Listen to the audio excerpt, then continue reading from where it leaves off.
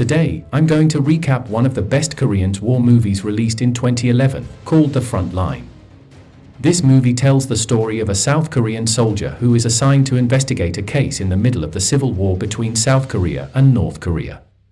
When he wanted to investigate the case, he was actually involved in a war that was so terrible. Moreover, he also discovered some new facts that were not known by the government. What will happen next? Let's find out together. At the beginning of the film, it is shown that negotiations are underway to end the Korean War. However, when determining the division of territorial boundaries, a dispute arose between the two camps. Aerok Hill became a contested place for both camps and no results were achieved, so the meeting ended in vain. After a while, a lieutenant named Kang from the investigative division was assigned to the front line on Aerok Hill. His superiors suspect a traitor to the South Korean troops who served there because a captain was found shot dead using a South Korean army weapon. Before leaving, Kang was told that there was also a friend there who he thought had died from being detained by North Korean soldiers.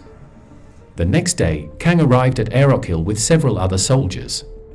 While doing the briefing, someone named Hyuk suddenly appears, who is none other than Kang's old friend.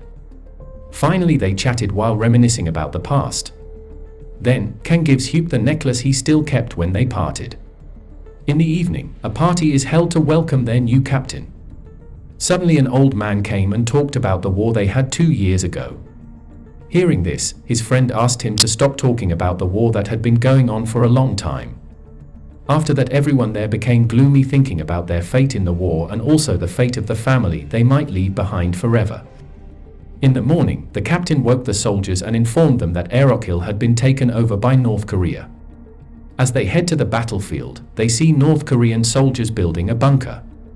Then one of them disguised himself as a North Korean soldier and came up to them. Instantly, the North Korean army could be paralyzed. Then, they went and blew up the bunker. Finally, they arrived at the trench and joined the rest of the army. After that, Allied bombers bombarded the North Korean-held Aerok Hills. After the bombing was over, the South Korean troops advanced and attacked the North Korean troops. After going through such a fierce war, South Korean troops managed to reclaim Aerok Hill. After that, Hyuk and company entered the bunker to eat and drink there. Seeing this, Kang was confused and asked where the food and drink supplies came from. One of them replied that all this came from the North Korean army. Then, Kang points a gun at those who suspect them of being traitors. Finally, Hyuk says that Aerok Hill has changed hands more than 30 times. Both South Korean and North Korean soldiers left their belongings in the bunker. Not only goods, there are also letters from North Korean troops that were entrusted to be sent to his family in South Korea. Hearing this, Kang lowered his gun and left, but Hyuk followed suit. Then Kang again asked about the death of a captain in the squad. According to Hyuk, the captain committed suicide while running away from battle. Hyuk also tells the location of the captain's corpse and asks Kang to get away from Aerok Hill before he is killed. But Kang refused because he felt the investigation was not finished. In the afternoon, Kang came to the river where the captain's body was. There, he found a helmet that had bullet holes in it and felt his investigation was futile. When he was about to leave, he was surprised by a woman named Kyung who claimed to be a local resident and had just passed by. Later, Kang gave her chocolates and asked her to go home. The next day, war broke out again in Aerok Hill until several times they took and lost control of the place. Long story short, the South Korean army again managed to seize the hill. Hyuk and his friends head back to the bunker to open goods from North Korea. In the pile of items, there is a letter containing a photo of a woman who was asked to be sent to her parents. And it turns out that the photo is a photo of Kyung that Kang met at the river earlier. Hyuk is dumbfounded, then he keeps the photo and tells Kang that the woman in the photo is his future wife. After a while, there was information about the troops in the north losing contact. According to their superiors, the troops had been killed by North Korean snipers. Later, Hyuk formed a team to investigate. After that, they descended the hill to the north and found nothing. Suddenly, one of them got shot out of nowhere and made the other soldiers take cover. Hyuk, who already knew the whereabouts of the snipers, asked the headquarters to bomb the place. After that, they rushed to the place to look for the sniper's corpse but found nothing. On the other hand, Kang, who is mourning the death of his friend, sees someone passing in front of him. He immediately chased after the person. When he managed to catch up, Kang could only be silent because the sniper was Kyung, the person he met before. Finally, Kyung left freely, leaving Kang, who was still silent. When they returned to base, one of the soldiers took another soldier hostage and asked the whereabouts of his army. Then, his friend angrily replied that they had all died during the war in Pohang.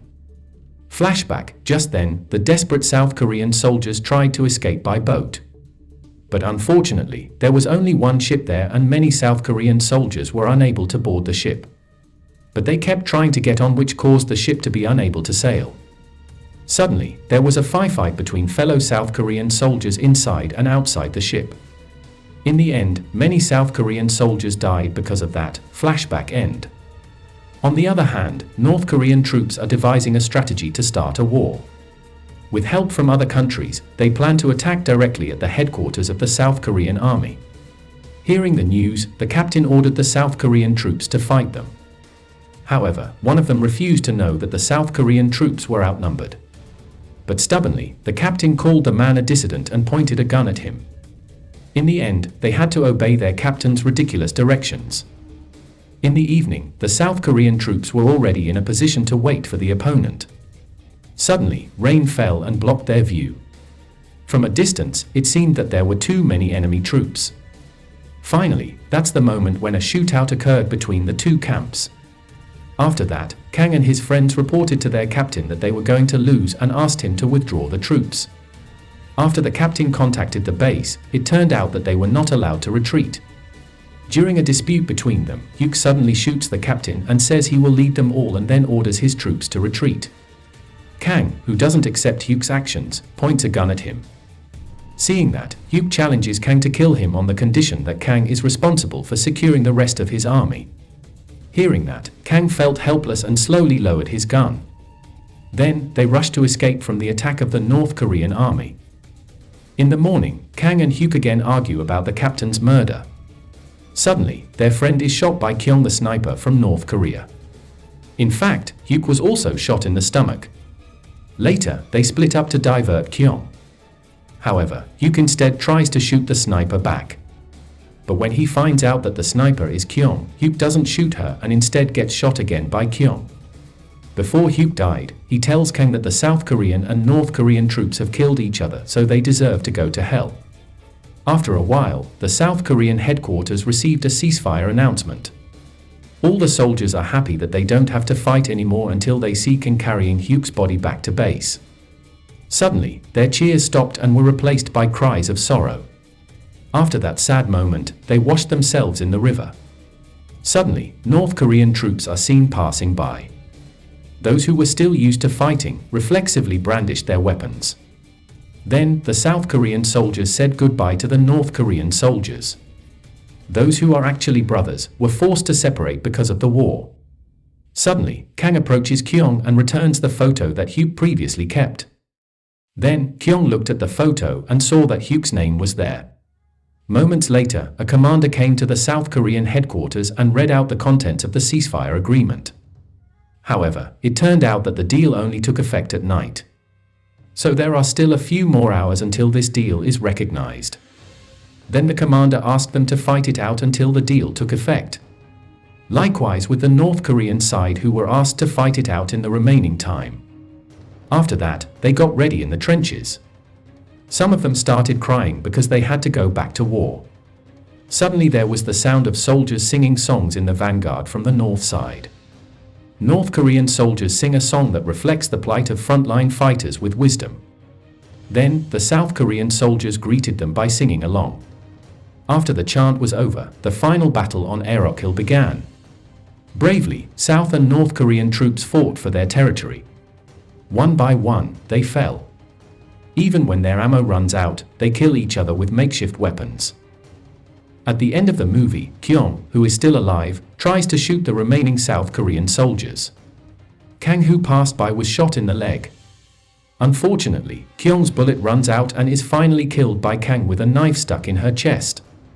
After that, the only remaining North Korean captain from North Korea is visited by Kang, the only remaining member of the South Korean army.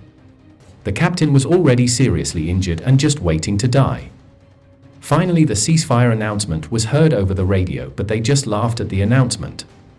Shortly after, the North Korean captain died. After that, Kang walks down Aerok Hill with corpses covering the hill, and the movie ends. There was never a good war or a bad peace, Benjamin Franklin. Make sure to subscribe and turn on notifications so you can watch more videos like this. Thanks for watching, and see you next time.